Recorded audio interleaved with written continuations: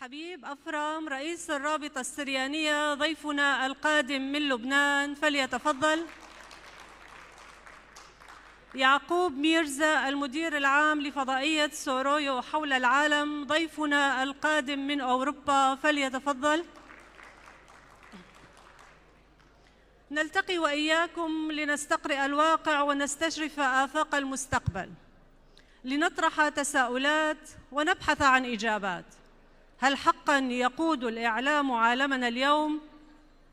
هل في مستطاعه أن يوجه الرأي العام ليتعاطف مع قضية ويؤلبه ضد أخرى؟ وكيف يتعامل الإعلام إذن مع قضايا شعبنا؟ وكيف يتعامل شعبنا مع الإعلام؟ هذه الأسئلة وغيرها سيحاول ضيوفي الإجابة عنها عبر المحاور الفرعية لهذه الجلسة، وهي: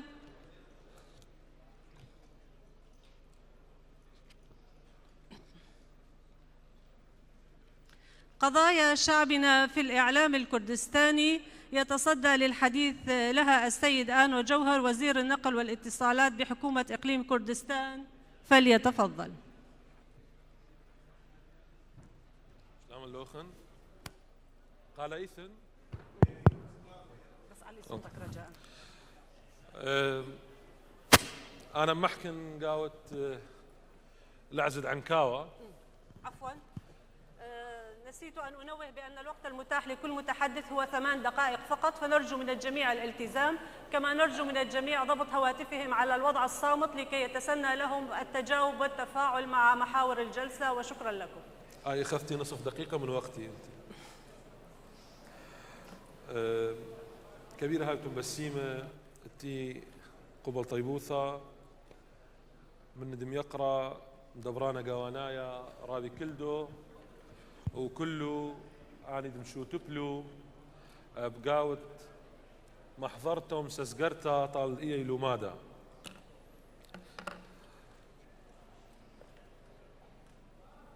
قنال ديا إلى تعاطي الإعلام الكردستاني لقضايا شعبنا.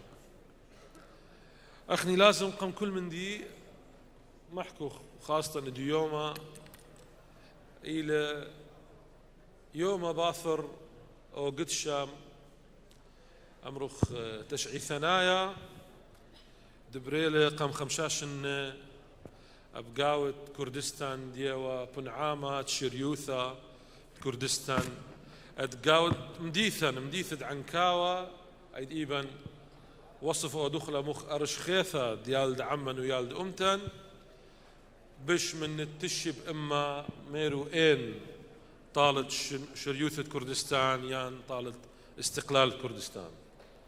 فأخني كنت محكو اللي التعاطي الإعلام الكردستاني لقضايا شعبنا إعلام شعبا إلى جزء من إعلام كردستاني. أن أثق أمرخ تعاطي الإعلام الكردي مع قضايا شعبنا باثق دام محكو غلاي موضوع، لأنه ديوما الإعلام السرياني إلى جزء من الإعلام الكردستاني. كردستان إلى أوبيث دك جامع لان كلان. أنا لقما يرخن اللوخن داخل رابيتا ميرا 8 دقيقة بود المحاولة خلصا أيكم مع القنة ساعة الآخر تايمر دكم مع القنة اتخا مجموعة من بطاقة فيتن إلو بسرعة دخت دميري أخني إيوغ جزء من الإعلام الكردستاني وسياسة الكيل بمكيالين لا يخ سياسة دوس، لأنه لا معقول هاو جزء من كردستان حسب الدستور قاود برلمان هدامة برلمان قاود قب إلو قب كردستاناي شقيلة إجازة من كردستان وكنت غادر خاصة خنشا كاوج التخ قاود أثرد عراق يان آزل قاود قالوثا محكة اللي إيا كيانت آون دق عايش قاوي وعائلة دق عيشة قاوي أي سياسة كيل مكيالين لا يعني أخدم عن كاوة كمرخلة مخواث طلخ تيلة لا خاصة ولا كاسات.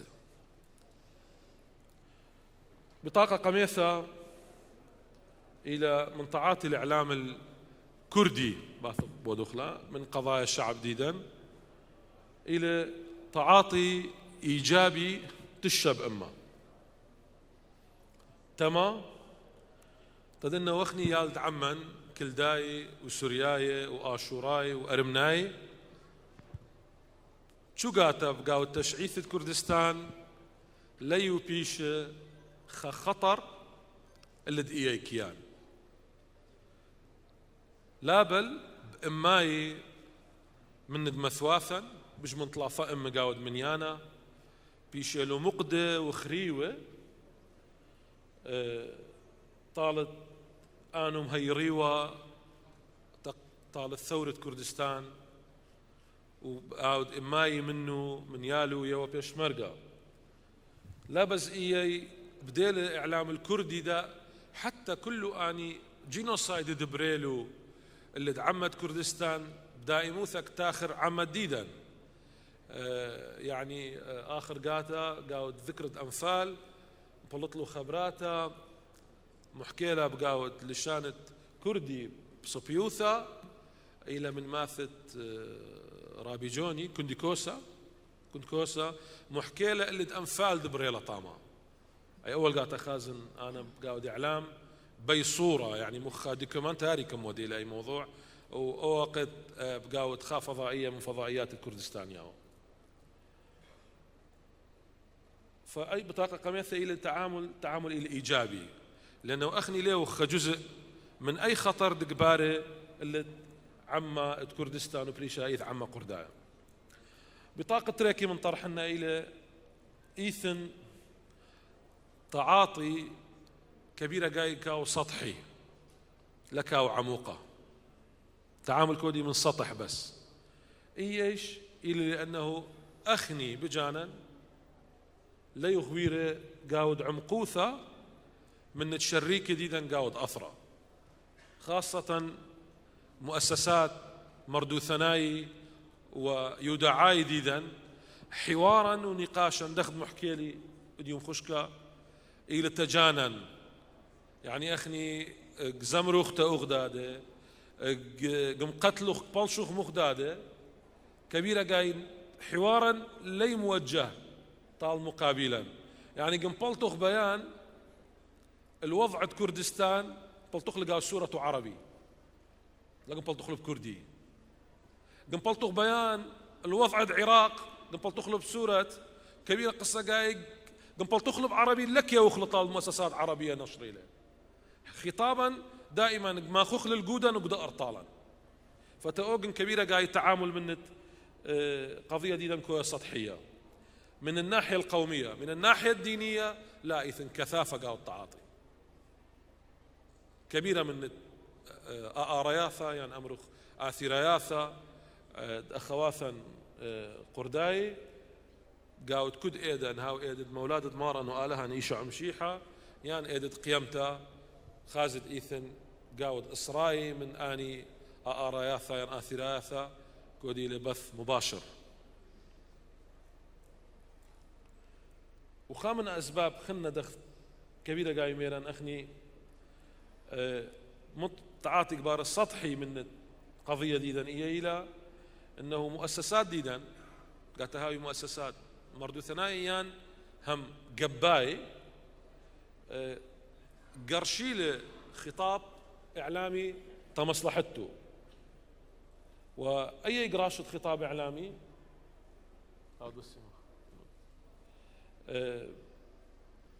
مطبخة زر الرابطة اللي شعبا إعلام من إعلام قومي كبايش إعلام حزبي وكبايش سليخة من إيه بايش خطاب طال الشعب ديدا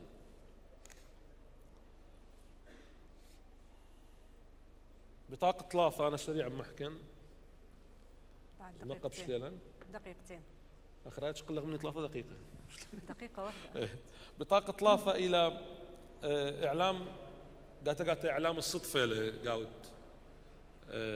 تعامل من شعبان يعني كبيرة جاي قاود صدفة تعامل بايجويدة منن يعني ليث برنامج معين استراتيجية مثلا موسم قناة فضائية كتبادة قاود أي موسم موتوي برنامج خاص يعني مجموعة من البرامج تتعامل أودي من شعبا، لا، تعامل كودي منن مع الصدفة، يعني خيدة ثيلة خمناسبة ثيلة رابي كلدو خمناسبة ودلة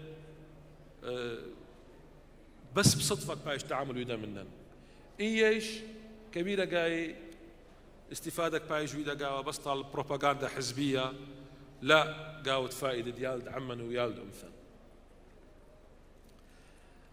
البطاقة الرابعة إلى إعلام أخواثا قاود أفرا دآني إتو قب تودي ثناي يعني أحزاب دينية أي إعلام دخت كله خانشليتون إيه بمبدأ الدعوة كبيرة جاي باي جويدا بوست تميل دآني تقاود توديثة ليو مشلمانة إلى مبدأ دعوي وإيه إلى طبيعة آني قب يعني شولو إلى شولة دعوي وبوست إعلام ديدو إلى عبارة عن إعلام طال الدعوة طال التوديثة ديدو. بطاقة خمسة إلى تعاطي متواصل إيثن قب تشعي ثناي قاود كردستان بريشايث قب قاوانايا كردستانايا يعني حزب الشيوعي الكردستاني والعراقي وقب ديمقراطايا كردستانايا حزب الديمقراطي الكردستاني أني اتو تشعيثة يرخطة قاود التعامل قاود يوداعة من يالد عمن ويالد أمثن إن تقاود جرائد ديدو قاود لشانة كردي وعربي إن قاود قالة إثوى بقاود دخل محكيل رابي قاود وقت المعارضة بقاود صوت كردستان برس قالت كردستان إثوى قسم يعني خرزة سورث وهم هذا بقاود فضائية كردستان خرزة هديانة خرزة السراي وإثوى يقرأ على محاسلة فرد بثوردة إثوى طب بلشانة سوريايا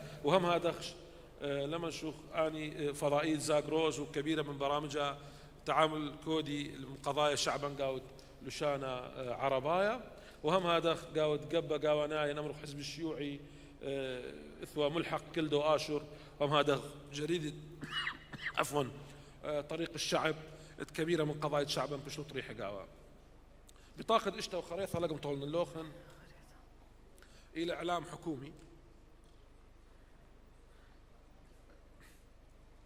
إعلام حكومي تعاطي متوازن قاود منصات حكومية من يالد عمان يعني دائية نشاط الأديو بريل آخر ميقرأ رابي كل دوم شادير طالت موقعة حكومة بايش كويشة ولكن بالنسبة طالت موضوع قناة حكومية حل علي بيشا إثيا قرار بيشوتا قناة حكومية ولكن إما وقت بيشوتا قناة حكومية تأكيد بودوخ أنه سامد يالد عمن ويالد أمثن بايج متوقاوة. أنا كبيرك شكر النوخن وهايتم بسينا. شكرا جزيلا. 3 دقيقة زودان محكي لي 3 دقيقاتكم شغلت وخا دقيقة دينانين نص دقيقة. شكرا للأستاذ آنو جوهر وزير النقل والاتصالات بحكومة إقليم كردستان ونود أن نعلمكم بأن المداخلات سنرجئها إلى نهاية سيتم إرجاء المداخلات إلى نهاية الجلسة الحوارية حتى يستكمل جميع الحضور مداخلاتهم. الكلمة الآن للأب البير هشام نائب رئيس تحرير مجلتي نجم المشرق وبين النهرين ليتحدث لنا حول موضوع مواكبة الإعلام العراقي لقضايانا فليتفضل. شكرا جزيلا ست جورجينا واكيد شكرا للاستضافه خاصه من استاذ كلدو لان اقدم عن مواكبه الاعلام العراقي لقضايا شعبنا. بالحقيقه اريد ان اقدم هالموضوع عبر دراسه تحليليه اللي يعرف بالاعلام يعرف انه اكو شيء اسمه تحليل صحفي او اخباري. الهدف من عنده هو إعادة قراءة الأحداث التي تحدثت عنها الأخبار لفترة معينة ونحاول من خلاله أن نربط الأحداث مع بعضها. هذا جزء أساسي من رسالة كل صحافة وكل إعلام، أن يحاول مو فقط أن يعرض الأحداث لكن يحاول أن يربط الأحداث مع بعضها بحيث يستخرج بعض المعاني التي ممكن أن تخلينا ننسى أنه هذه الأخبار هي مجرد كلام جرايد، وإنما ممكن أن نتأثر هالربط مع الأحداث، مع عدة أحداث على مدى معين أو على مدى فترة معينة، ممكن أن نطلع من عنده بأشياء ممكن تأثر حتى في الرأي العام، سواء المحلي في المنطقة التي تنشر فيها الأخبار أو حتى أحياناً تصعد على الصعيد العالمي. الحدث الذي اختاريته لهالدراسة واللي هو كان جزء من رسالتي بالماجستير هو الاعتداء أو مجزرة كنيسة كاتدرائية سيدة النجاة في بغداد، والتي اكتسبت صدى عالمي مو فقط على صعيد بغداد والعراق لكن على صعيد كل العالم. مبدئياً بكل اختصار أقول الدراسة كان شملت كل الأخبار التي نشرت في 20 جريدة عراقية وعربية من اليوم الثاني للمجزرة، اللي هو كان المجزرة كانت يوم الأحد 31 تشرين الأول 2010، فمن اليوم التالي كل الصحف التي صدرت من يوم 1 تشرين الثاني 2010 إلى الذكرى السنوية الأولى لهذه الحادثة وهو يوم 31 تشرين الأول 2011. قدرنا أن نكتشف أن هناك في 20 صحيفة عربية وعراقية 469 خبر ومقالة ورأي كتبت عن سيدة النجاة خلال سنة، و20 صحيفة عربية من ضمنها 4 صحف عراقية، من ضمنها الجريدة العراقية الرسمية جريدة الصباح وجريدة الزمان وجريدة الدستور الجديد، وبالإضافة إلى صحيفة أخرى. أما الصحف العربية الأخرى فكانت مقسومة على حسب منطق معين.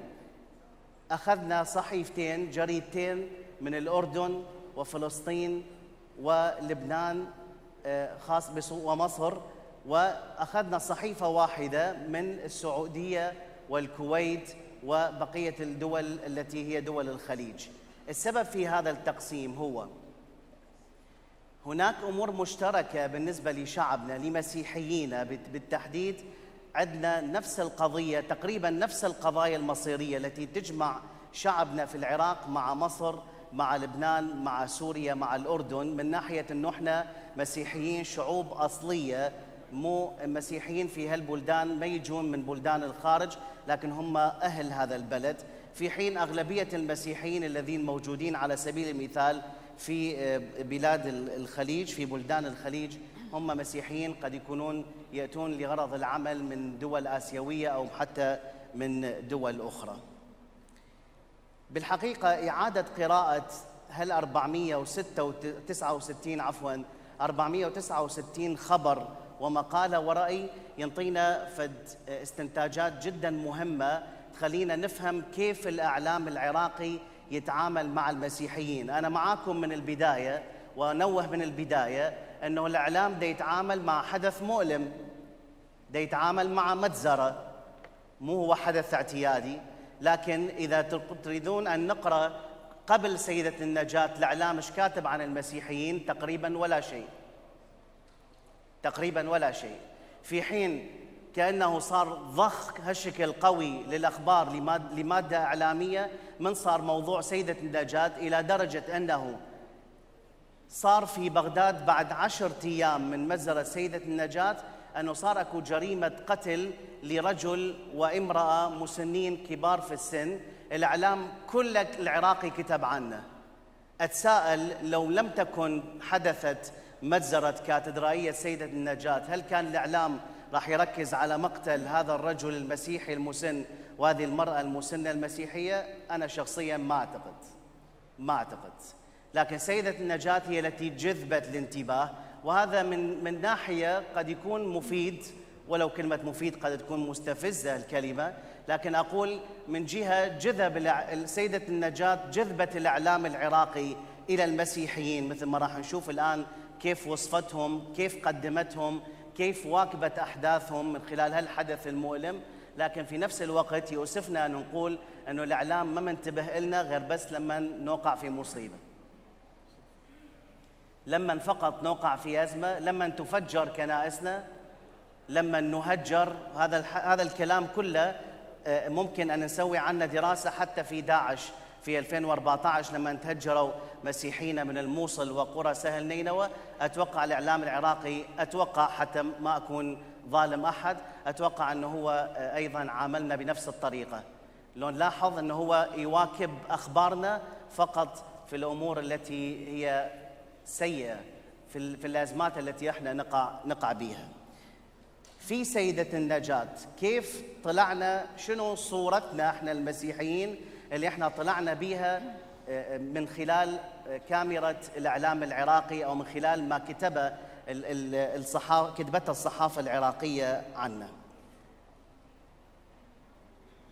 الناحية البلاغية في الصحافة هي جدا مهمة، بمعنى راح أجيب مثال راح يوضح كل الذي دا أقوله الآن. أكو فرق لما صحيفة عراقية تكتب أنه الشيء الذي صار في سيدة النجاة هو مجرد هجوم، وأكو فرق أن تطلع جريدة لبنانية تكتب في نفس اليوم وتقول أنه اللي صار في سيدة النجاة هو مجزرة. الناحية البلاغية مهمة. أكو فرق بين كلمة اعتداء وهجوم، وأكو فرق بين أن نقول مجزرة. القوة البلاغية موجودة في المجزرة. المصطلح الأقرب إلى الحقيقة لما حدث في سيدة النجاة هو كلمة مجزرة، هو مو مجرد اعتداء، هو مو مجرد هجوم.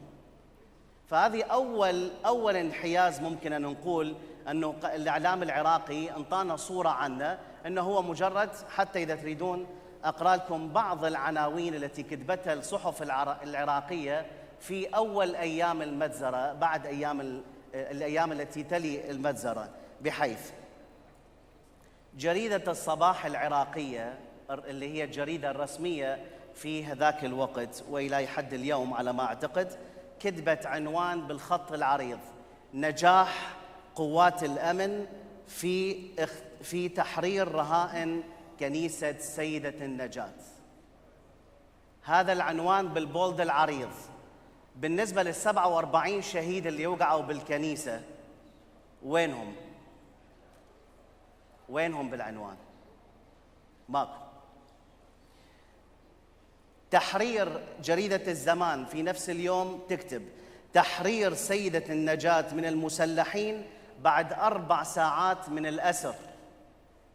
وتقدرون تطلعوا يعني بكل هاي الجرايد، هي موجودة PDF، أتوقع يحافظون على الأرشيف مال قبل حتى 12 سنة، تقدرون تطلعوها وتشوفون هالعناوين اللي أقراها مثل ما هي، لأن أنا عندي حتى الصور مالتها، ماخذ لها حتى صور وإلى آخره.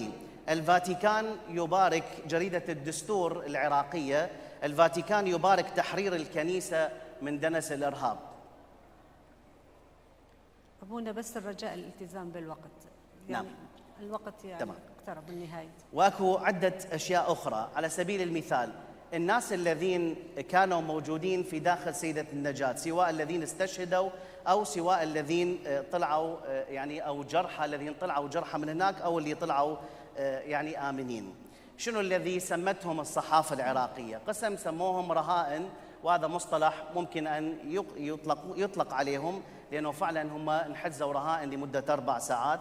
قسم يسموهم مؤمنين مسيحيين مصلين، وقسم يطلقون، يعدهم الشجاعة أن يطلقون عليهم أنه هذول شهداء وطن أيضا، مو فقط شهداء كنيسة. بالعموم المسيحيين كيف أطلق عليهم تسميات من خلال الإعلام العراقي من خلال سيدة النجاة؟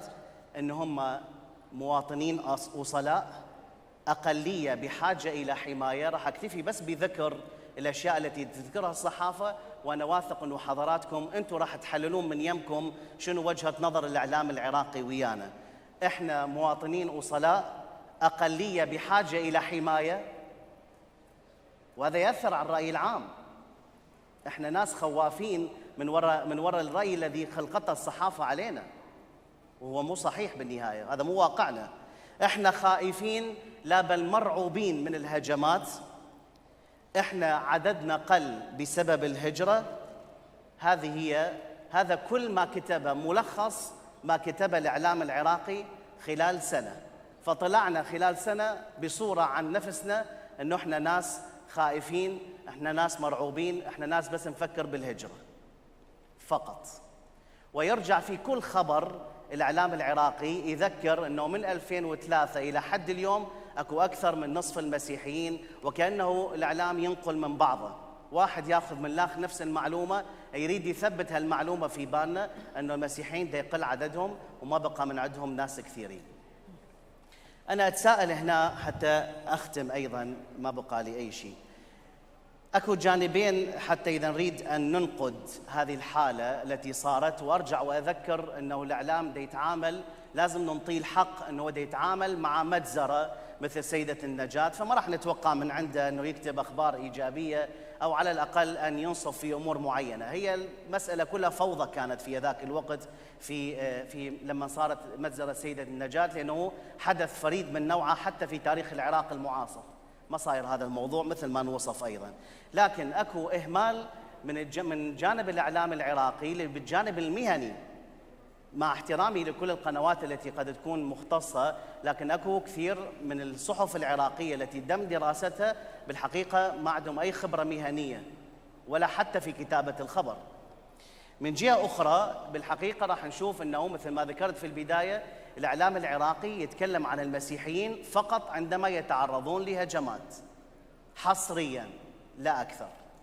فهنا هو سؤالي اللي أريد أن أختم به: هل نلقي باللوم على الإعلام العراقي فقط خارج الأزمات أنه هو ما يغطي أخبارنا، لو هو دورنا كمسيحيين ككنيسة كمؤسسات أنه إحنا نقدم الشيء الذي تفضل به أيضا سيادة الوزير قبل شوية بهالخصوص، أن نقدم حتى نشاطنا، نقدم شهادة إيجابية، نقدم حتى الشيء الذي نقدر نقدمه للمجتمع، نحاول أن نوصل أيضا من خلال الإعلام. شكرا. شكرا للأب البير هشام. والكلمة الآن للأستاذ حبيب أفرام القادم من لبنان رئيس الرابطة السريانية. تفضل، برجاء الالتزام بالوقت. شلومو بشينو.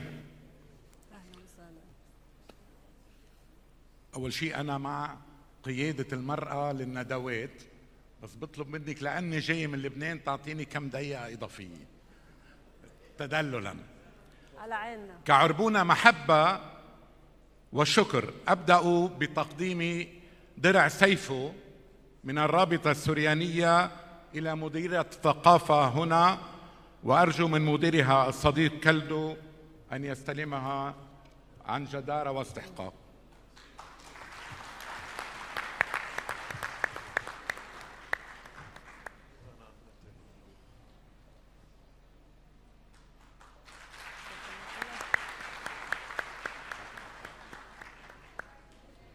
عنوان كلمتي: لا القضية تموت، لا القضية تموت ولا صوتنا يبح، لكن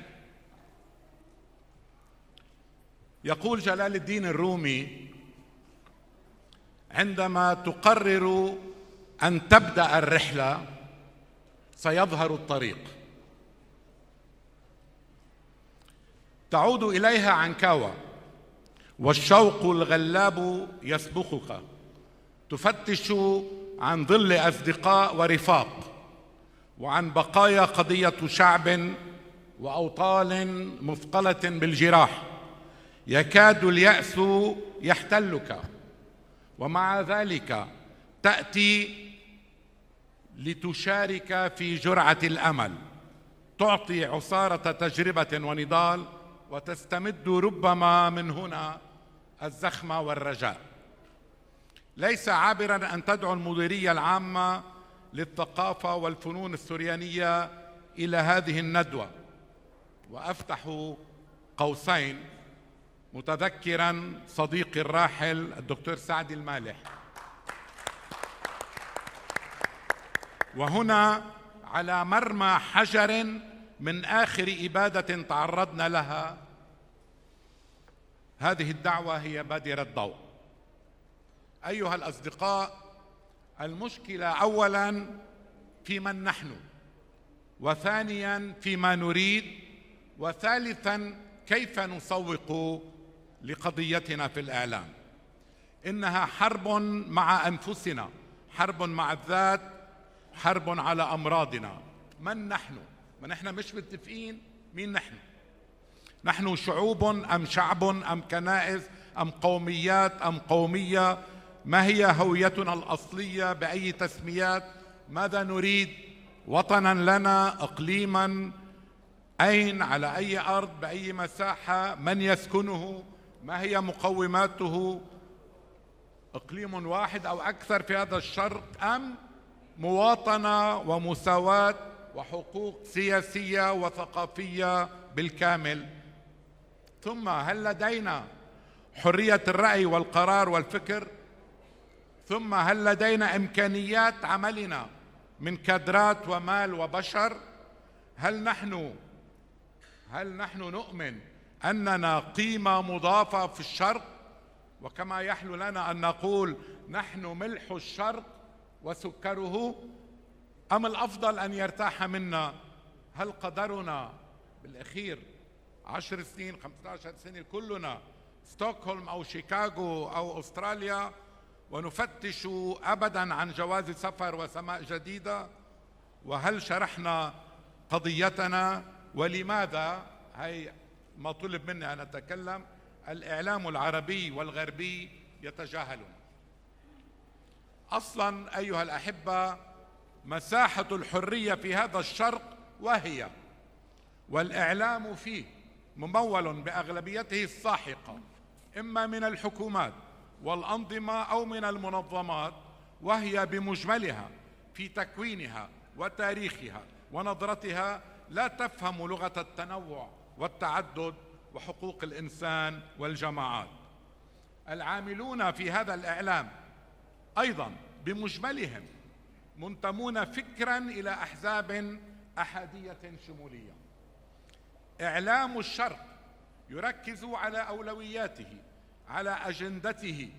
أي خبر إضافي، أي رأي مختلف عبء لا ضرورة له. داعش ومعاناتنا نحن معها ليست خبرا مميزا، مثل ما قال الأبونا إنه حتى بالكيد أخذنا كخبر بالمزرة وتكن ضحايا، وحتى لم يركز على الضحايا ركز على شيء آخر. اختطاف اليوم في راهبتين مختطفتين في نيجيريا، هذا بيحكي عنهم بأي إعلام عربي أو غربي هلا بنحكي. هل تظن أن أحد في الإعلام العربي أو حتى الكردي يعرف اسم المطرنين المغيبين وسرهما؟ فكرة الشراكة في صناعة قرار وطني كلها هي اللي هي قضايانا غير مطروحة في الإعلام هنا. فكرة أننا نحن مضطهدون غريبة، أصلا تعتبر كل شعوب المنطقة ومكوناتها أنها هي في قلب الاضطهاد. السنة خاصة بالعراق يقولوا أنه هن مستنزفون، الشيعة ضحايا منذ كربلاء، الأكراد بلا حقوق منذ كانوا، العلويون الدروز اليزيديون في المركب نفسه. أما إعلام الغرب هنيك الفضيحة، فهو غارق في مصلحة النفط والرفاهية وإسرائيل، فلا مبادئ له ولا قيم له. نحن هنا ثقل عليه فقط. ماذا نفعل؟ قبل أي شيء أن نؤمن رغم كل اللي قلته أننا لم نمت بعد، وأن لدينا في كل هذا الشرق قضية عنوانها حق كل إنسان وكل جماعة بالحرية والمواطنة والمساواة مع كل المكونات دون استثناء، أي شرق مختلف بعقل جديد ومنطق جديد. أيها الأصدقاء، يمكن ما يعجبكم كلامي، لا حلول لنا وحدنا، ونحن غير قادرين على فرض حل، يعني بقدراتنا الذاتية. على الأقل فلنعترف أولا أن علينا أن نبقى رغم كل هذه الحروب. إذا تركنا كل هذا الضجيج لن ينفع أبدا، سنكون متحفا أو ذاكرة أو عظام أجداد متروكة وحضارة ذبلت. وعلينا أن نخفف من معارك زواريبنا الغبية، هاي لكلنا، ولهاث بعضنا على وهم سلطة، وأن نتطلع إلى هدف واحد قابلين فروقاتنا وآرائنا المتنوعة. ولأن العالم ينزح نحو جديد من الإعلام، إلى إعلام لا يحتاج إلى مال كثير لأنه أرخص ومتوفر من تويتر وإنستغرام وواتساب وفيسبوك وتيك توك وغيرهم. أدعو إلى أن نتشارك لتشكيل رأي عام موحد حول قضية كبيرة هي حقنا بالحياة الحرة الكريمة كلون محبب في هذا الشر. يجب أن لا نبقى مفتتين هكذا، متفرقين هكذا، كنشطاء، كمناضلين، ولنتعلم من تجاربنا وانكساراتنا وفشلنا. أدعو وأتحدى أن نستمر في هذا الجيل الجديد.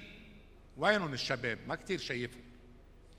الذي نتحداه ليثور في انتفاضة فكرية على كل الموروث والوسائل التقليدية التي اعتمدت.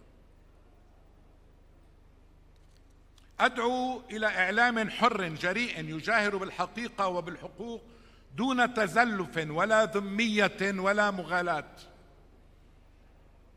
أدعو إلى إعلام حول الغد، حول البقاء وفرص العمل والمدرسة والجامعة وهواجس الشباب، وليس الغوص فقط في الماضي السحيق يلي منحترمه من أدسه والتغني بما كان. بس بأدي بدنا بكرة شو بدنا يعملوا أهلنا وشعبنا.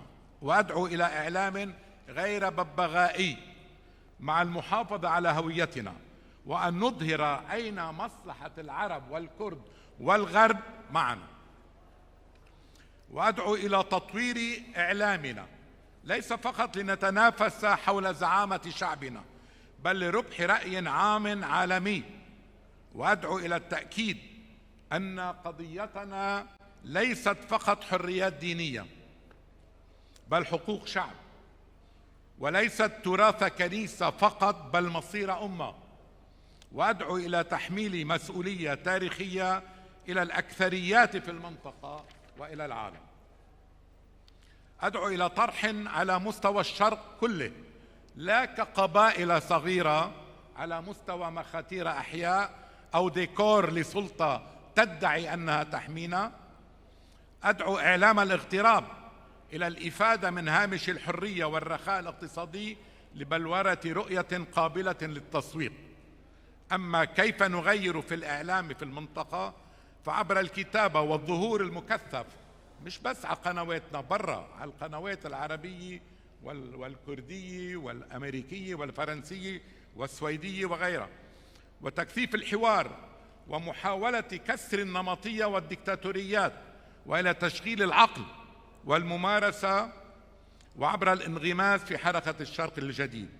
سنخسر حتما إذا واجهنا كآراميين فقط أو كأشوريين فقط أو كلدان فقط أو سوريان فقط أو موارنا حتى فقط.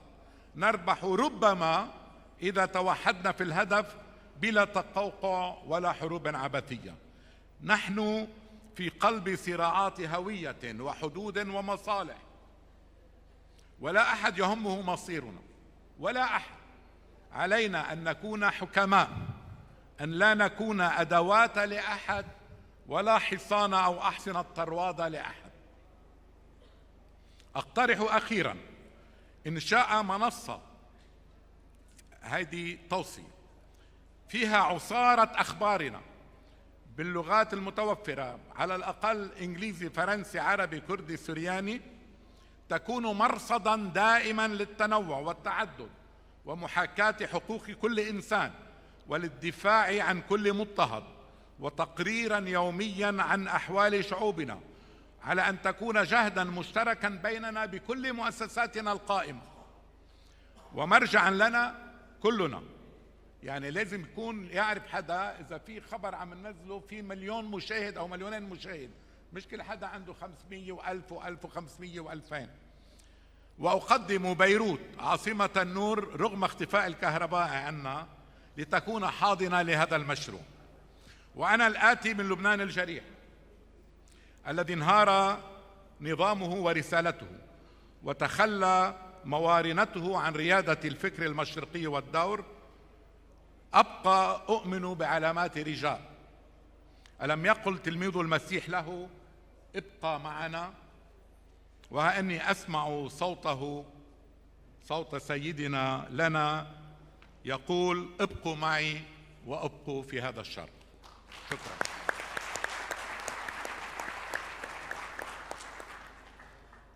شكرا للأستاذ حبيب أفرام رئيس الرابطة السريانية القادم من لبنان. ونعطي الكلمة الآن للأستاذ يعقوب ميرزا المدير العام لفضائية سورويو حول العالم القادم من أوروبا ليحدثنا حول موضوع تعاطي الإعلام العالمي مع قضايا شعبنا. فليتفضل.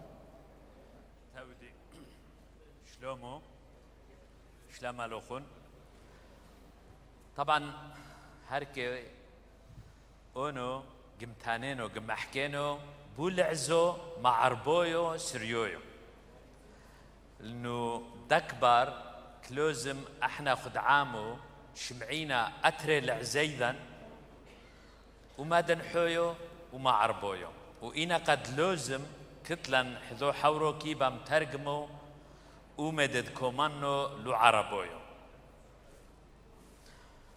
طبعا قاميتو قاطنتو قمحكينو سورويو تيفي منيو سورويو تيفي مشاتس مؤسس بتري 1004 بأوريفي بيوروب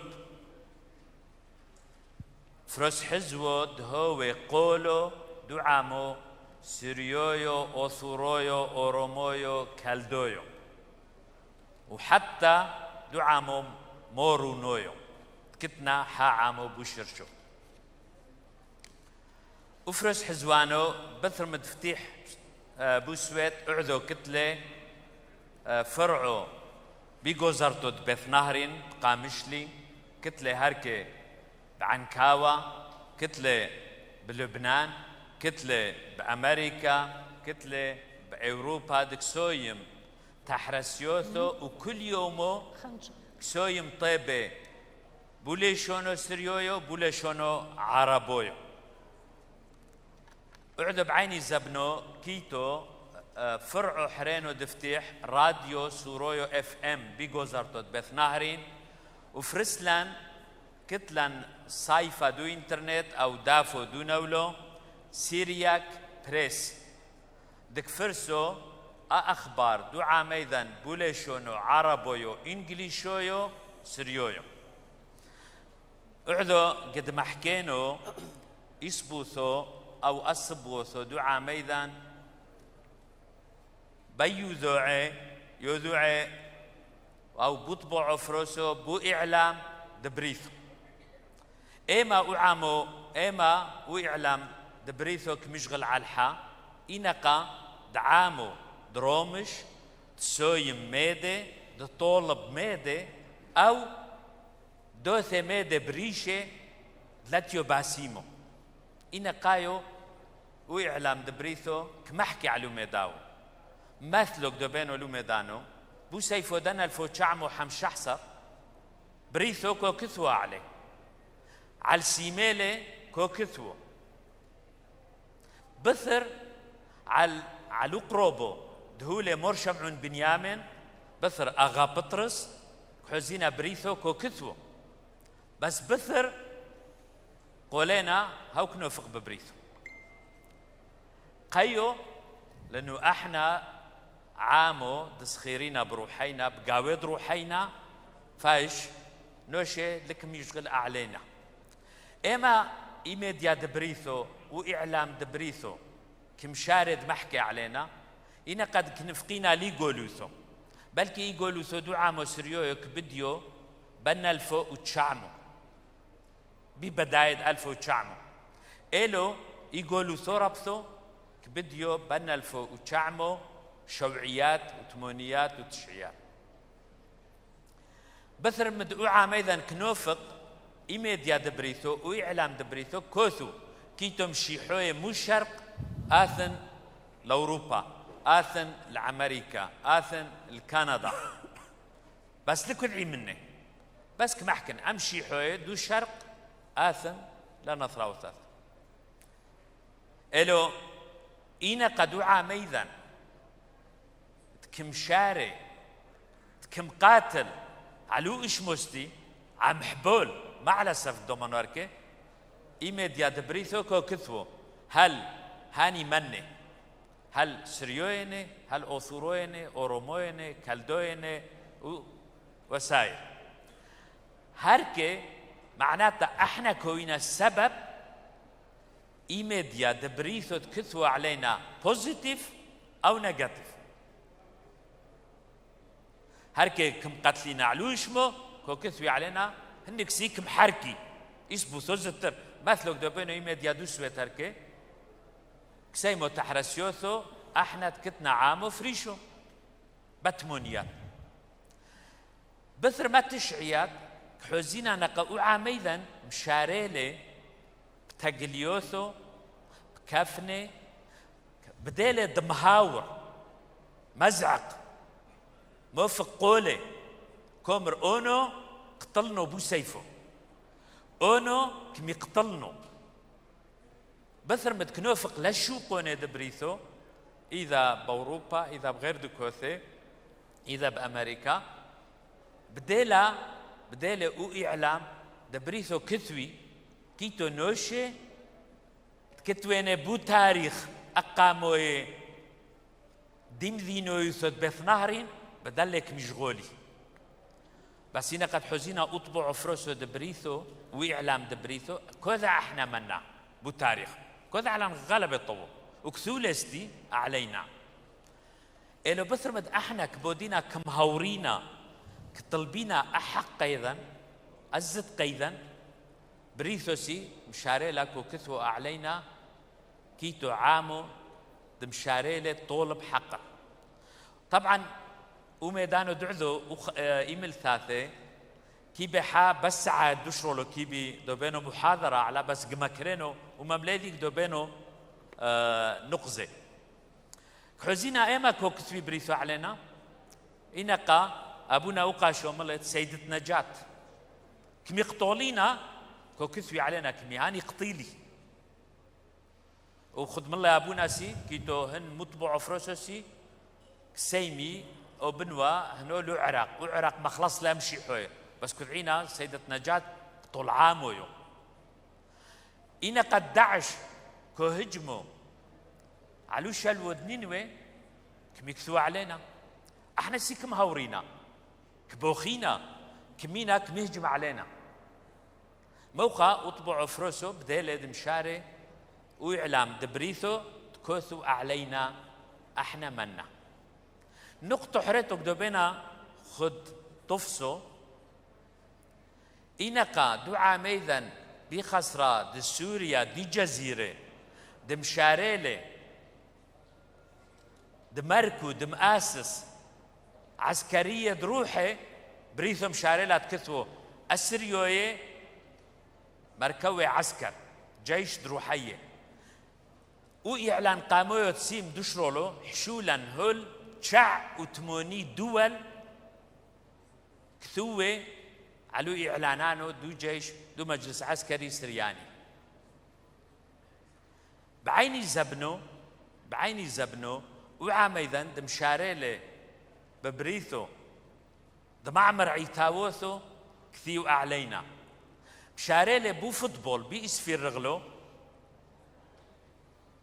كذعينا بو زبنو تسورويو تيفي دفتحواوي إنا قد يقو دو عام إذن ساليقو لدرغو عيلويو دوسويت بريثو كثولا حتى ما حتولي قودو دلو أثرو قودو أثرونيتو دلو أثرو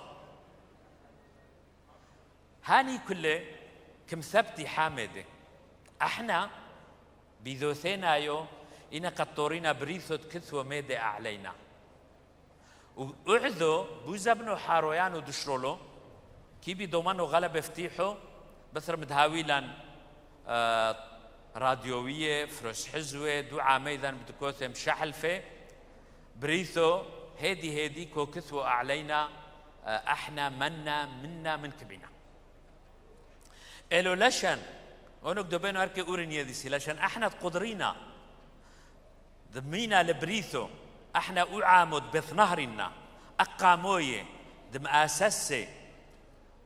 أساسي إمذينو يثد بث نهرنا كلازم طورينا كمانو وازيرو مرويلة كلازم احنا نفقينا مشغولينا الارول من كبعينا لو من قالك تلا احنا من كبعينا عايشينا عامو بكرامة كلازم هايو مشغولنا الارول هايو محكينا لبريثو وبعيني زبنو كي بدومنو سبو ثحرتو دكثويلا إيميد يد أمريكا أعلى إنا قد تري قابم مديدا بجزيرة متفقة عم حدوذة وقابو دحيو ذو سيريويو بسوريا وإمتا كستو منظمة آثورية إمتا كستو ثوريتو ديمقراطيتو كثوة كلن تري قابم دو عمانو متفقة أمريكا مهانيلا إحدو يثاث هويو بجوزرتو عيني ميدي أديوما هركي وميدي هاوي بقى بيذن بقى بدعا ميذن متفقة ددرشي إيكوتا دقليم بريثو كو كثوة أعرب كو كثوي احنا كنشرينا كو كثوي مو خستي أونو كمانو احنا خد عامو كمانو بلكيش وزبني دي لو تايم احنا خد عامو بثر معذو بثر مزبنانو كنو طلن حامده احنا اي دربو قمحكينا روحينا لبريثو وبريثو كثوا علينا قنو فقلا نوشي بعلد بوبي نوشي كثوي مقابل ديدان إلو احنا كم بينينا من كبعينا بريثو دمحكيو علينا موقع اليوم اكو حزينه وطبعوا فرصه بريثو أستاذنا الفاضل بس برجاء الالتزام بالوقت أوكي. وعذرا من أهل البيت لأنه منحت الضيوف وقت أكثر من أهل البيت ولكن هم ضيوفنا ويعني على العين والرأس بس الرجاء الالتزام بالوقت لأنك أوكي. تعديت الوقت من زمان. آخر كلمة تفضل. إيميل ثادي إحاريتو أديو مبريثو أطبعوا فروسو وإعلام دبريثو كوكوثو أعلينا عالد احنا كميحركينا عالد احنا كسيمينا ميدي إينا قد ميحركينا بوزيتيف بريثو كثوا علينا بوزيتيف وتودي غلبة لم حضروا ند محاضرة قولوا موذانو هانو استحامة ميدوني احنا دك لازم نقلنا على البريثو بحكينا الزانو مجتمعلا عم حذوذي كولنا خد عامو سريويو اوثورويو اورومويو كالدويو لشان ما شمعينا روحنا البريثو تودي غلبة.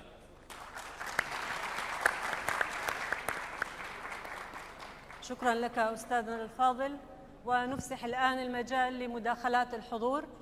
نعم تفضل دكتور. ونرجو من كل صاحب مداخلة أن يعرف باسمه في البداية ورفع الصوت رجاء. أنا بقاري طرابي آنو لي مختلف رابي شمايا مختلف الإعلامة كردستان. أنا أيضا بالنسبة لنا إعلامة كردستان قرب يعني الميكروفون رجاء. نعم. بالنسبة لإعلام كردستان ده منه خمد يعني بالنسبة لنا سوراي خاصة كل داي يعني كلش زبوني لي يعني ده منه تجربة بو من دي من سوراي ماثا ديا يعني قم اشتيوخا اثوالا اخني جماعة جيبني بيش مرقوي مخلق والو مشتخ والو وبطلة ديقا حتى مثلا ثيل المهجورة مهجرين المثواث خلنا على مود مير اختن بيش مرقوتن اي فيلم يدخل بعدين مشاركة ديا اخني قو بيش مرقة حل 75 اثوانا جحيلي قو بيش مرقوي سلم لديانين اخب اترش من ديك مبادرة مرحوم ولا مصطفى تواجدين قماثة همينا حل 88 انفال اثوالا زين كيلا شباب دين كيلا تقتل هذا خيلي ميرة استن اخوانواثن اثرناي مثواثيهن ولا ويذن من ديانتيهن بس اخني ككل دنايلة ماثن كل دنايلة ليلة خيري قاوة عن شباب دين تقم شقليلة وحلدها لث 4-5 شباب قم شقلي ولا من ماثا دين 88 وعوائل دين قميثي ولا اخب بحركة. إذا أنا من أمر إنه إعلام الكلداني دين ضعيف له أخوانا واثن آثرنا التين خاصة إعلام بالنسبة لمثواثيهن ولا رابا من ديانتين توثيق بس أخني لا تموثقي أنا من دياني بس سيما رابا. شكرا. أستاذ أكد تفضل. برجاء الالتزام أيضا بالوقت من السادة أصحاب المداخلات وعدم الإطالة. سلام الكل. بالنسبة للملاحظات حقيقة عندي بشكل مختصر. النقطة الأولى بالنسبة لما ذكرها أستاذ آنو، طبعا الإعلام الحزبي قبل السبعينات بالنسبة للبارتي كان مهتم جدا في قضية الأقليات وتحديدا الكلدو آشوري السرياني، وحتى بعد 70 بعد بيان 11 من آذار صدور جريدة تآخي كانت قد خصصت صفحة آشورية من الجريدة، وكانت تصدر من بغداد وكان لها صدى وتأثير، وكانت صفحة حرة جدا. هذه بالنسبة للنقطة الأولى. النقطة الثانية بالنسبة لأبونا، حقيقة إحنا أحيانا فعلنا هو اللي يضرنا بأنه الإعلام العراقي ما يهتم بينا. خلي أجيب مثال إيجابي، هو جاب مثال سلبي والناس كانت مهتمة به والإعلام كان مهتم به. مثال إيجابي زيارة قداسة البابا، العراق كله انشغل به، واعتقد أغلبية الشخصيات الإعلامية من كل الطوائف من كل المجموعات كانت تتحدث في كل الوسائل الإعلامية العراقية. أنا شخصيا في 3 قنوات كنت أتحدث خلال يومين عند زيارة البابا، وهكذا بالنسبة للآخرين كان لها صدى كبير. إذن الخلل أيضا، ونحن أيضا لنا تأثير في أن يكون لنا حضور ونكون في الساحة العراقية بشكل واضح. أشكر أستاذ حبيب أفرام الجريء جدا فيما يطرحه من مواضيع، حقيقة كان موضوع مهم ويستحق التثبيت بعض النقاط لخدمة وضعنا وشعبنا. وكذلك سوريويا تي في حقيقة لها دور كبير لأنها جامعة ومؤثرة على مستوى السريان جميعا. شكرا جزيلا. شكرا أستاذ. بطرس نباتي يتفضل. صلاح سركيس شلومو ويقورو شلاما اللوخن كلوخن صلاح سركيس يا دعايا ومقربانا تحرزياثا أثريتا سوريا تي في سوريتا. بصراحة إعلام سرياني هل ده متفرق له وليث يعني ليلة موحد أي توحيد لحد الآن ليث خاصة في سهل نينوى دشت نينوى ليث جريدة صحيفة هل ده ليث خاصة بعد النزوح والهجرة هل ده ليث صحافة أو جريدة صدرة وخاصة في ماثل بغدادي. بهذا مؤتمر باخذ مطخ نتيجة مو بلطخ من خارج القاعة وكأنه لم يكن. هذا مؤتمر بالط نتائج مثمرة وحقيقية وإيجابية إن شاء الله بجهود جميعكم. ونقطة أخيرة ملاحظة كيخ طليبة مقامي وبالطلب من داخل تنقى يعني الإعلام السرياني لت لأي حماية لت لأي حرية تعبير مهدد له فبخلا نغذا نقابة الإعلاميين السريان أو اتحاد أو منظمة حتى الجمعة أني كلهن يا دعاية وصحفيين خاصة في دشت نينوى يعني بحاجة ضرورية جدا تأسيس نقابة إعلاميين سريان وتودي ساقي. شكرا جزيلا. تفضل استاذ. شكرا للمتحدثين. أنا فقط لدي استفسار. أبونا البير ذكر أنه إعلامنا إعلام يعني عن إعلام السرياني أو المسيحي أنه ما أثر على الإعلام العراقي حتى يهتم بشؤوننا إلا في المناسبات.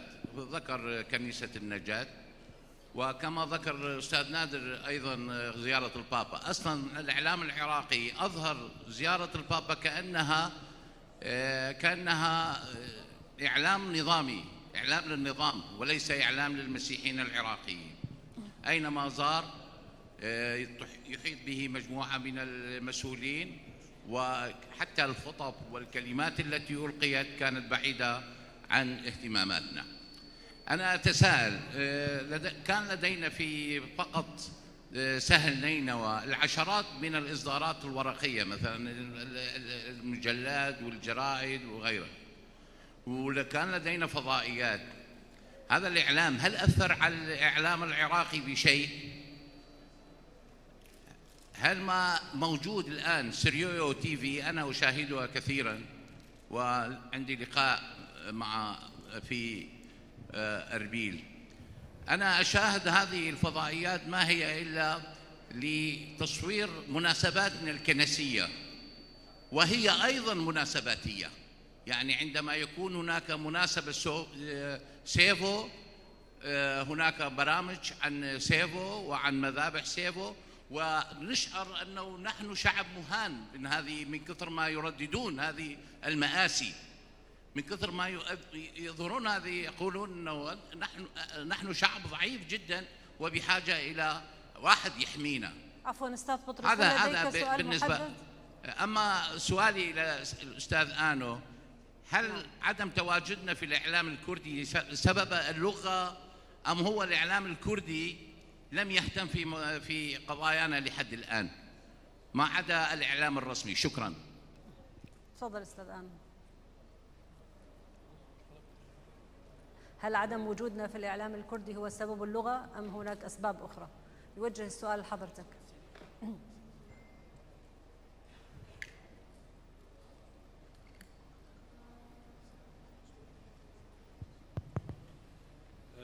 شريفة مسيمة بمجوبن اللي يقرأ دكتور رمزي.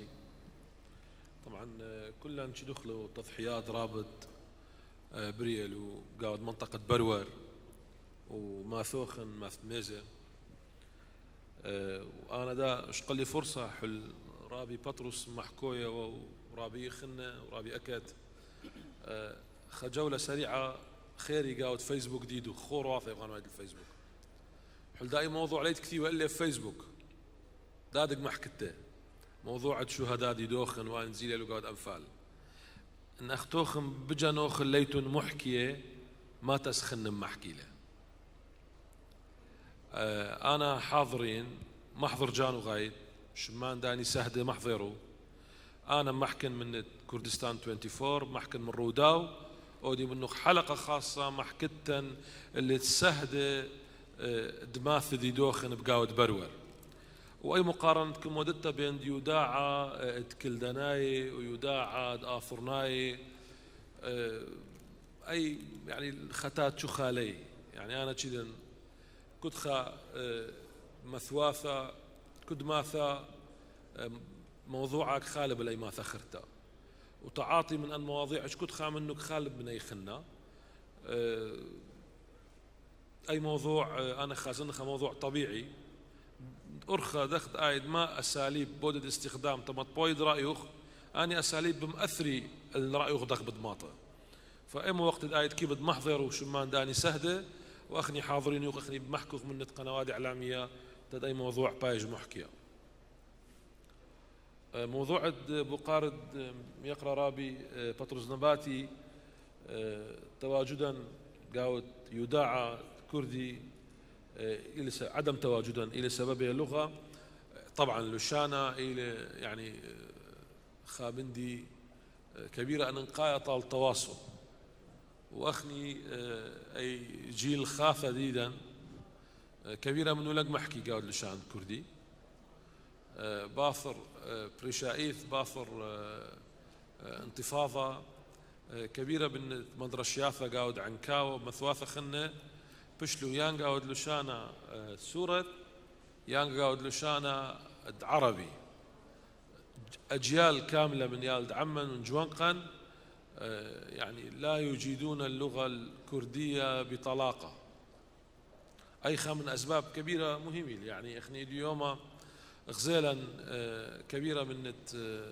يقرأ مردن وقليانارة يعني تبلخيوة بقاوت آثيريت عشتر كنت بريل خشوخلابة قاود آثيريته وبشلو كبيرة منت أني بلاخ بقاوة تسريح ويده رابي شمعون متي وخن كبيرة منه لازلوا مثلا ازي بلخي بكردستان تي في إلى بقاود لشاند كردي زلوا بلخلو قاود زاغروس تي في إلى بلشاند عربي يعني توجه هودلو طال المؤسسة دك بلخة بقاود لشانة عربايا فأكيد لشانة يلبتد لشاند أخواثا وشريك جديدا قاود أفرا إلى خخديلة كبيرة أننقايا تدخني هاي بثخخلو طراند يداعى ضد شريك جديدا قاود أفرا بس أون سبب وحيد له لا بالتأكيد ليس سبب وحيد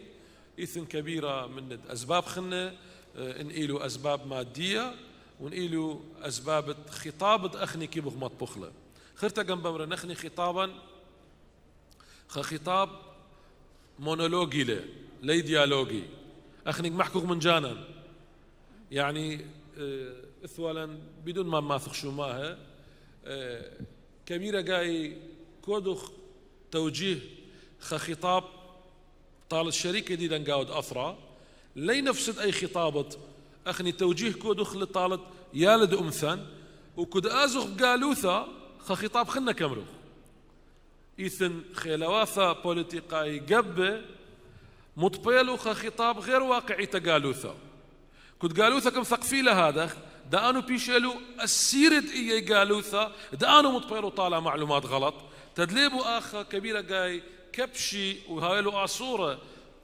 طبيعي وهو من الشركة دي قاود أفرا آخر آنو بجانو ملبلو أجيال قاود قالوثا تدأي من دي ليدوس ودو يوما أنا بقيلو السير قالوثا بيشا السيرة ديدو آنو بجانو بشلو السيرة قالوثا فكبيرة من دي أنا مرلها وبس من دخل من دي بريشة أخواثا أخنج التنسوج وبالتأكيد لازم مسألة لغة والمسائل خلنا كل بيش علاج يدو هاي تبسين.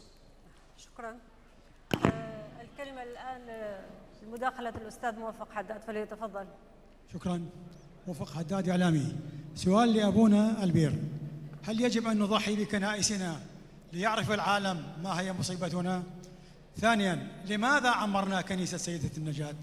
أنا كتبت لا تعمروا كنيسة سيدة النجاة، اتركوها واجعلوا منها بانوراما، لا تغطوا على الجريمة، اتركوا سيدة النجاة على خرابها، لكنكم عمرتموها للأسف. شكرا. تفضل أبونا، هل عندك إجابة على هاي المداخلة؟ يعني ما يخاف أولا بس أعلق على موضوع، بس أود أشكر بالبداية أستاذي العزيزين اللي ذكروا المثل. أنا أعيد الشيء اللي حضراتكم تفضلتوا به ومثل إيجابي، بس أريد أعلق عليه قبل ما أجاوب حضرتك. يمكن كان عندي مثل ما نقول فد نعمة خاصة في زيارة قداسة البابا، أنه أنا كنت المنسق الإعلامي لزيارة قداسة البابا من جهة كنيسة العراق، وهذا خلاني باتصال بين إعلامين. أنا عفواً مدى أسوي دعاية لهالموضوع، بس أنا متقصد أقول هذا الشيء لأن هو جواب لحضراتكم اثنيناتكم ولكل الذين يسألون هذا السؤال. بحكم مسؤوليتي في زيارة البابا كمنسق إعلامي انوضعت في الوسط بين جهتين، جهة إعلام الفاتيكان من جهة، المكتب إعلامي للفاتيكان من جهة، وبين إعلام العراق من جهة بفرعين، مكتب الإعلامي لرئاسة الجمهورية في بغداد ومكتب الإعلامي لرئاسة إقليم كردستان هنا في أربيل. وبالتالي أنا كنت ليش حتى هالمسؤولية تسمى المنسق الإعلامي؟ لأن هي مسألة التقريب بين الطرفين، بين إعلام الفاتيكان وبين الإعلام المحلي مثل ما نسميه، حتى نخرج بنتيجة معينة. أنا أتوقع هذا الربط الذي أكيد مو فقط بالعراق، البابا لما يزور أي بلد يعملون ذات الشيء إعلامياً، أنه يتفقون بين إعلام الفاتيكان، ما يتركون الإعلام المحلي هم يكتبون عن زيارة البابا مثل ما يريدون، وإنما إعلام الفاتيكان يعتمد على مؤسسته الخاصة الفاتيكان اللي هو المكتب الإعلامي للفاتيكان، بالإضافة إلى أنه مثل ما أنتم تشوفون، مثل ما شفتوا أيضاً بالعراق أو تشوفون حتى في زيارة البابا في لعدة دول، أنه يصطحب قداسة البابا معاه في نفس الطائرة مو أقل من 70، بالنسبة للعراق كانوا 73 صحفي من الصحافة العالمية. هذا بحد ذاته يجعل الأمر إعلاميا تحت السيطرة.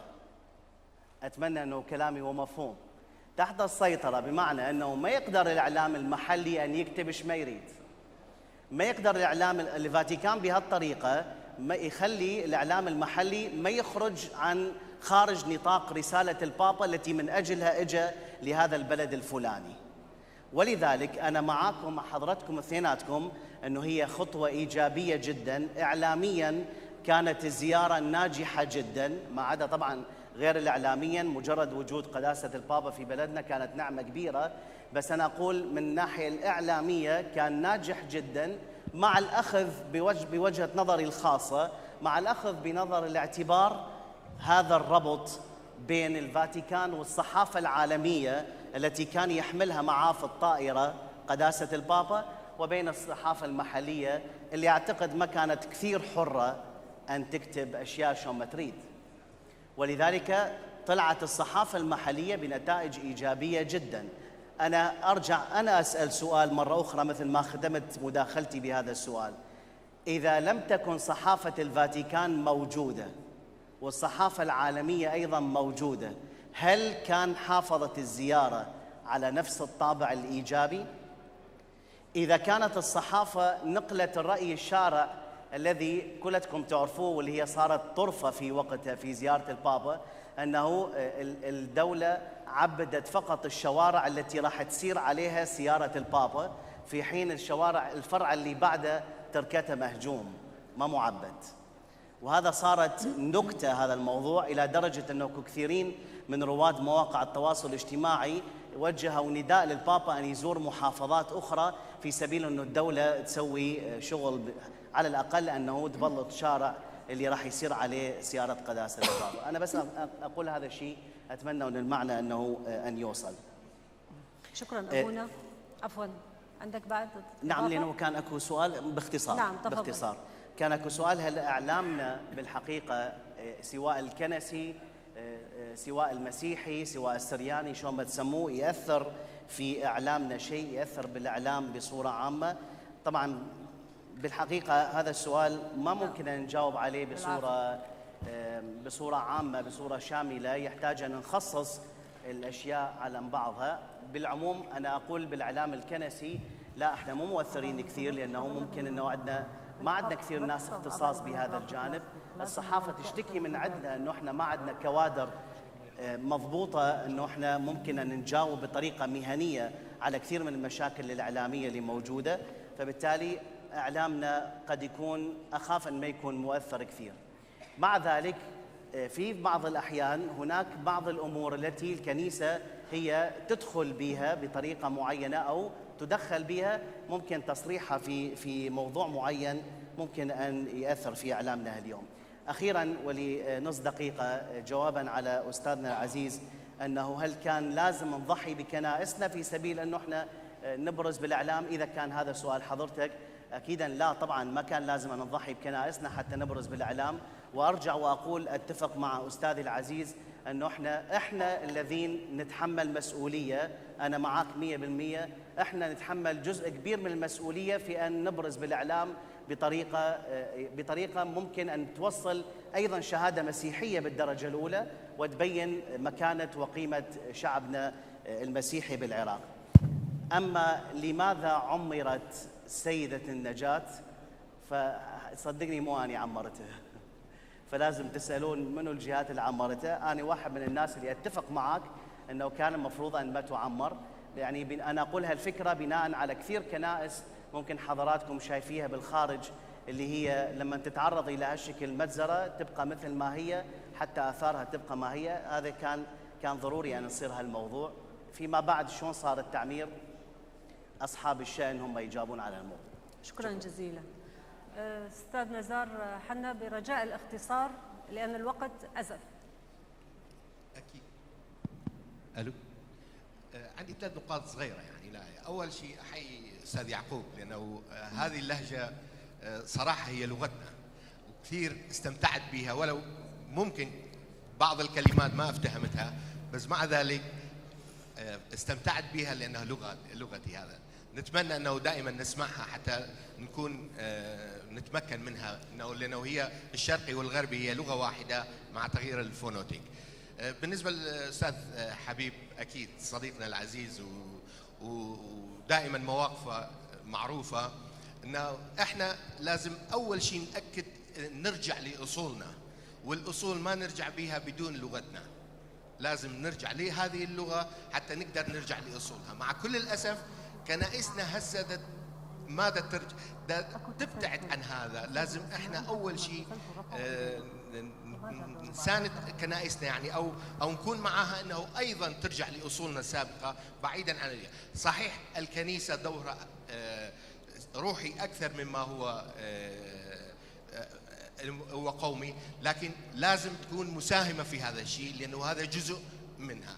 ابونا اكيد احنا وصلنا، انا بالنسبه لي وصلت القناعه انه ايضا حتى بالنسبه للاعلام يجب ان نذهب الى الناحيه القوميه اكثر مما هو نكون من الناحيه الروحيه، لانه الناحيه الروحيه ما شاء الله في كثير من القنوات المسيحيه اللي تقدر توصل رسالتها الى مجتمعاتنا، لكن اذا نثبت او نروح باتجاه القوميه كلغه بعيدا عن صراع التسميات اللي اشركونا باخواننا الغرباء اللي عنا، فاكيد راح نقدر نثبت نفسنا اكثر. حتى الشارع اللي هسه يعتبرنا كعراق بالعراق كمسيحيين خسرنا به كثير لانه اعتبرنا مسيحيين، والمسيحيين هم اهل الذمه في قوانيننا اللي هي اسلاميه اكثر شيء، فالاتجاه القومي هو اللي راح يخلينا نتقدم اكثر. شكرا جزيلا. تفضل استاذ رفيق برجاء الاختصار ايضا. 4 أسئلة سريعة ل4 محاضرين يحترمون على يعني طروحاتهم. رجاء تقريب الميكروفون حتى يسنى 4 أسئلة سريعة عندي ل4 محاضرين. بداية لرابي آنو، يعني تطرق إلى موضوع تعاطي الإعلام الآخر، أين الإعلام السرياني؟ يعني احنا أساسا إعلاميا نحيي مو المجاملة كونه وزير، أعتقد هو وزير الوحيد يحمل لقب علم ماجستير وعمر ويهتم بالإعلام، هو يكون إعلامي. هذا الإعلام السرياني يحسب أيضا بالجانب السيكولوجي كونه كادر. سؤالي، تعتقد تعليقك شنو؟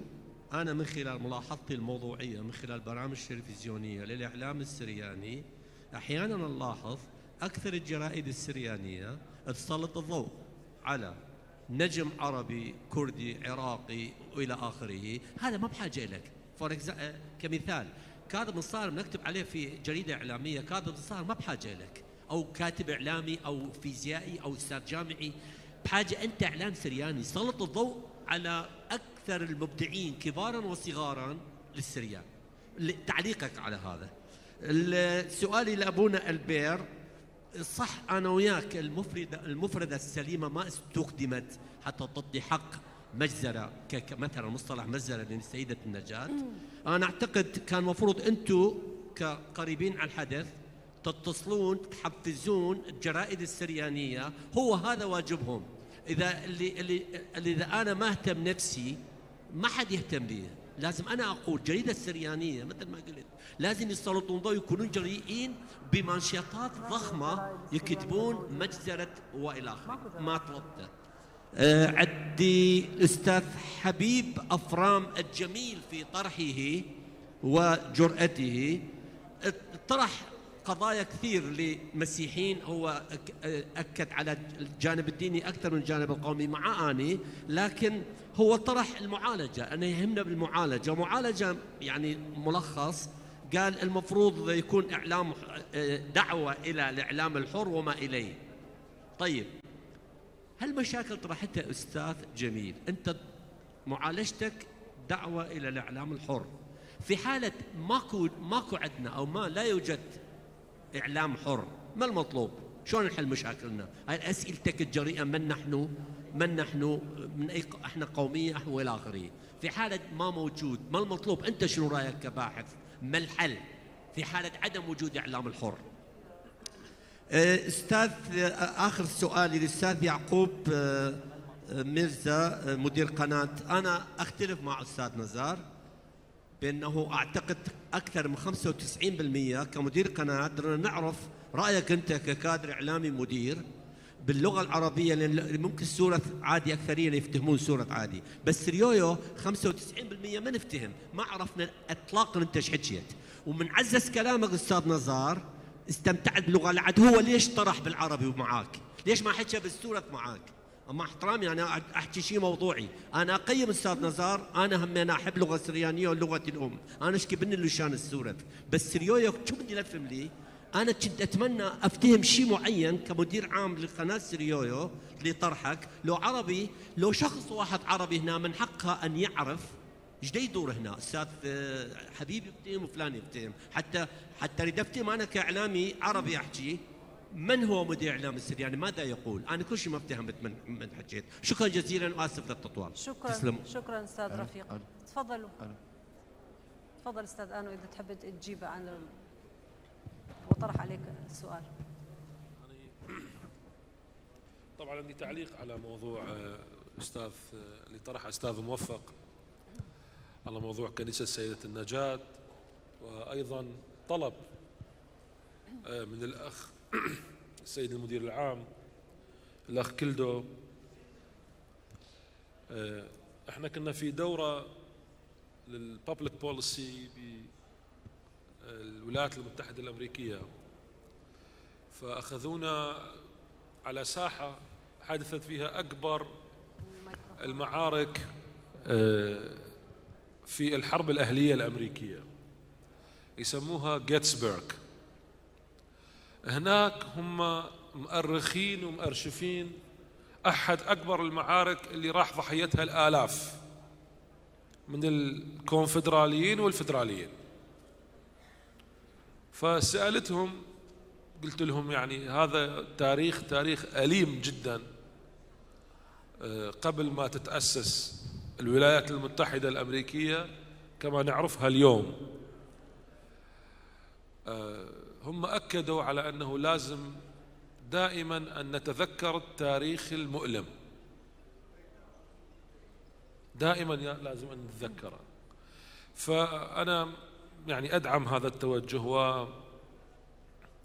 وأطلب من الأخ المدير العام رابي كلدو أن يخصص يا أما متحف خاص في عنكاوة أو في سهل نينوى للجينوسايد اللي تعرض إلى شعبنا، يؤرشف بالصور وبالأناجيل اللي تم حرقها والصلبان اللي تم كسرها والأضرحة المطارنة والقساوسة اللي تم تدنيس قبورهم، أن يتم ضمها إلى هذا المتحف حتى يبقى الشاهد على الجينوسايد اللي تعرض إلى شعبنا، على غرار المحرقة اليهودية وعلى غرار الجينوسايدات الأخرى اللي تعرض إليها العالم. فإحنا راح نكون كلنا داعمين ونتمنى أنه أنت تقوم بهاي الخطوة المباركة، ويا حبذا أن تكون في سهل نينوى، في القوش، في تلسقف، أو في القرى والمدن الأخرى، ويا حبذا أن تكون في كنيسة تم حرقها أو تم الهجوم عليها، تبقى الشاهد حي لما تعرض إلى شعبنا. فنحب أنه تكون هاي أحد توصيات هذا المؤتمر وأعمال المباركة.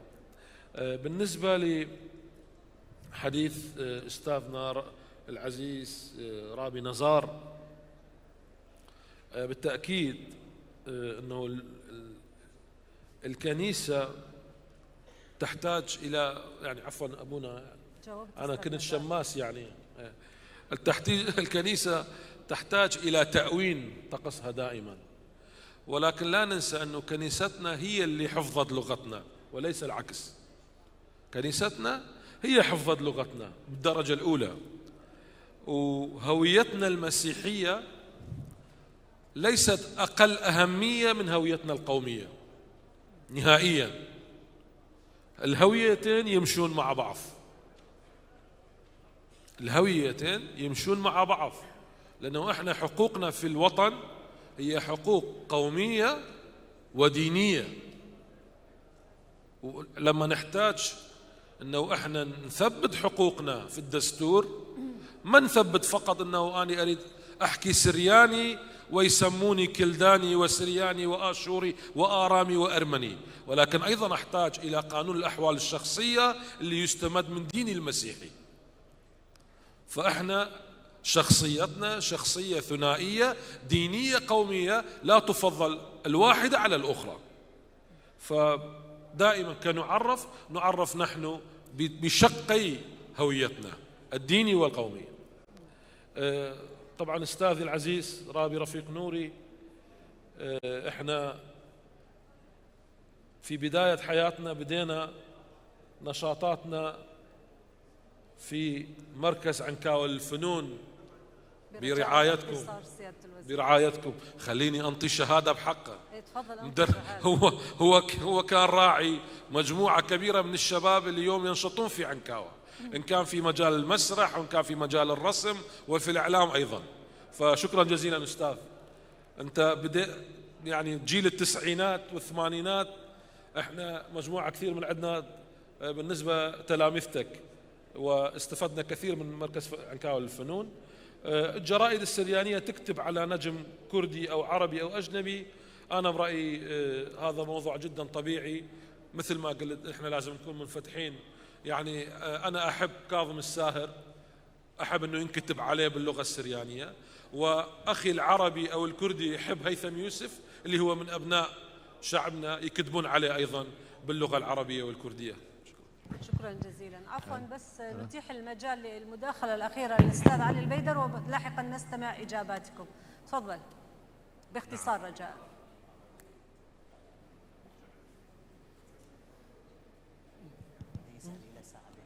مساء الخير على الجميع. أنا علي البيدر، كاتب ومحلل سياسي. الأب البير هشام ذكر يعني وتحدث عن دور الإعلام العراقي ونظرته إلى المجتمع المسيحي في البلاد. طبعا هذه النظرة تتأتى من نظرة المجتمع العراقي، نظرة يشوبها الكثير من الفوضى والتخبط والغموض وإلى آخره. اليوم الشارع العراقي يعني رغم الانفتاح، رغم الكم الهائل من الحرية، ينظر إلى المسيحيين ببكج واحد، يعني ما يعرف التفاصيل اللي بيناتهم، طبعا الأرمن والآشوريين وإلى آخره من العناوين. طبعا هذه السبب يعود إلى هنالك حالة من القوقعة للإعلام المسيحي بكل عناوينه، ما قدر أن يتجاوز حدود البيئة اللي هو بيها، ما قدر أن يوصل صوته للجميع حتى يعرف فلسفة المجتمع المسيحي. يعني أنا قبل فترة رغم اطلاعي وعندي حضور معين حكالي صديق مسيحي عن فلسفة الصيام، فانبهرت بها وإذا بها رسالة إنسانية عميقة. احنا بالجانب الإعلامي نعرف أنه رجاء السيد أستاذ ادخل في صلب الموضوع رجاء. السيد فاق بطي هو أحد مؤسسي نقابة الصحفيين العراقيين، ويجلس يمي الأستاذ الكبير الأستاذ شمعون متي، هم من المجتمع المسيحي. رغم وجود هكذا كم ونوع من الشخصيات، إلا أن الرسالة المسيحية بشكل عام الدينية والقومية ما تزال في إطار البيئة الضيقة فقط، لم تستطع أن تصل إلى بقية المجتمع. لذلك كانت حالة طبيعية أن نجد ردة فعل الإعلام بهذه الطريقة. وشكرا. شكرا جزيلا. الأساتذة الأعزاء، هل هنالك من لديه؟ بس أنا أجاوب. أيه تفضل باختصار. بلكي أول شيء شكرا لكلكم. أحكي كم كلمة عربي يلا، لأنه عربي تبعي، أنا بفهم عربي وأقرأ عربي وبفهم سورة وأقرأ سورة، بس ما أقدر أقدم كلمة هيك ولا لا بالسوري ولا بالعربي، من هيك قدمتوها بسرياني أو سريويو مع عربويو، من هيك يعني، ولا ما في شيء تلخ وراها. أوكي، شكرا. شكرا جزيلا لجميعكم، شكرا لجميع المتحدثين. نعتذر عن قبول المزيد من تفضل. الو.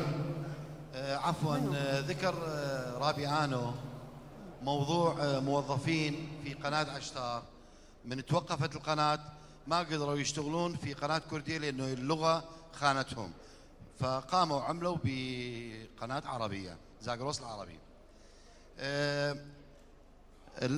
ليش احنا نروح على قناة عربية أو قناة كردية؟ مع احترامي للجميع، ليش ما نرجع إلى قناة فضائية تجمع شعبنا؟ سؤالي إلى الأستاذ آنو باعتباره وزير في حكومة إقليم كردستان، سؤال محير الجميع، 2.5 3 سنين، لماذا توقفت قناة عشتار الناطقة باسم أبناء شعبنا؟ مع احترامي، جل احترامي كل الفضائيات والقنوات الناطقة. شكرا. شكرا جزيلا. هل تود أن تجيبه؟ تفضل. الأخ الذي من كركوك. أوكي، خلص. تفضل، نستمع للأخ وبعدين. أين الأخ الذي من كركوك؟ تفضل سيادة الوزير. إيه وينه؟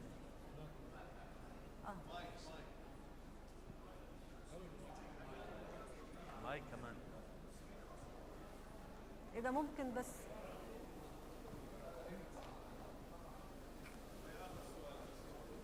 أنا كنت راح أختم. ألو. تفضل. أقدم نفسي أستاذ يوبرت يوئيل إيليا، أستاذ جامعي متقاعد من محافظة كركوك. أهلا وسهلا. حقيقة أنا ممتن لمفردات التي أطلقت على المحورين وفي جلستين من قبل الباحثين والقائمين على هذا المؤتمر، لكن هل أن هذا المؤتمر يحل كل قضايانا؟ راح أبدأ من العنوان الرئيسي. العنوان الرئيسي هو الإعلام السرياني.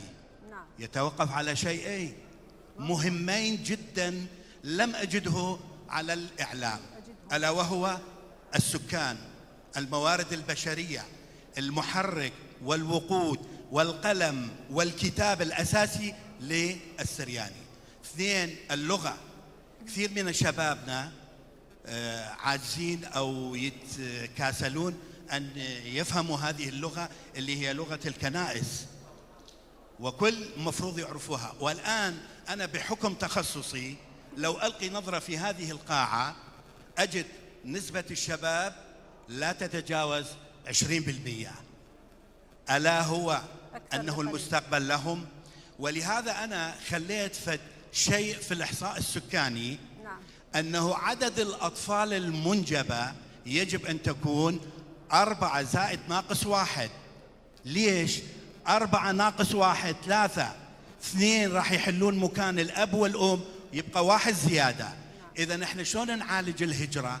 شلون نعالج هاي المآسي اللي ذكروها الأخوان الباحثين والجالسين؟ أنه عندنا دائما وباء، عندنا دائما مظلومية، عندنا دائما استشهاد. شلون نعوض هذه؟ أنا مدى أشوفه في الإعلام السرياني اللي هو جوهر أساسي القائم أنه الإنسان بحد ذاته لازم يكون. إضافة إلى ذلك تسلح بالعلوم، يعني الإعلام مفردة بسيطة لكن في جوهرها تنبع كثير من العلوم، علوم الاجتماعية، الدينية، السياسية، الاقتصادية والاجتماعية. وشكرا. شكرا لك. اسمح لي فقط أن أقول لك بأن مثل هذه المؤتمرات ليس من دورها أن تحل المشاكل، هذه المؤتمرات دورها أن تسلط الضوء على هذه المشاكل لكي يقوم أصحاب الاختصاص بإيجاد الحلول. شكرا لك. تفضل سيادة الوزير للإجابة عن سؤال قناة عشتار. شكرا جزيلا للأستاذ المخرج طاهر سعيد والصديق العزيز، واللي إلى بصمته وما زالت مستمرة في إعلام شعبنا. بالتأكيد موضوع قناة عشتار، هسه دورت بالانترنت بجوجل ما شفت أي بيان رسمي من قبل إدارة القناة، فتقدر جميع أعضاء اللي كانوا بالهيئة الإدارية وإدارة القناة والمدير عام الحمد لله جميع صحتهم جيدة وعلى قيد الحياة، فتقدر تسألهم هم يجاوبون ليش توقفت القناة. شكرا جزيلا. شكرا لجميعكم، شكرا لمشاركتكم، ونبقى الآن مع استراحة ونعلمكم بأن الجلسات ستعاود الانعقاد في الساعة 3:30. كونوا معنا وأهلا بكم.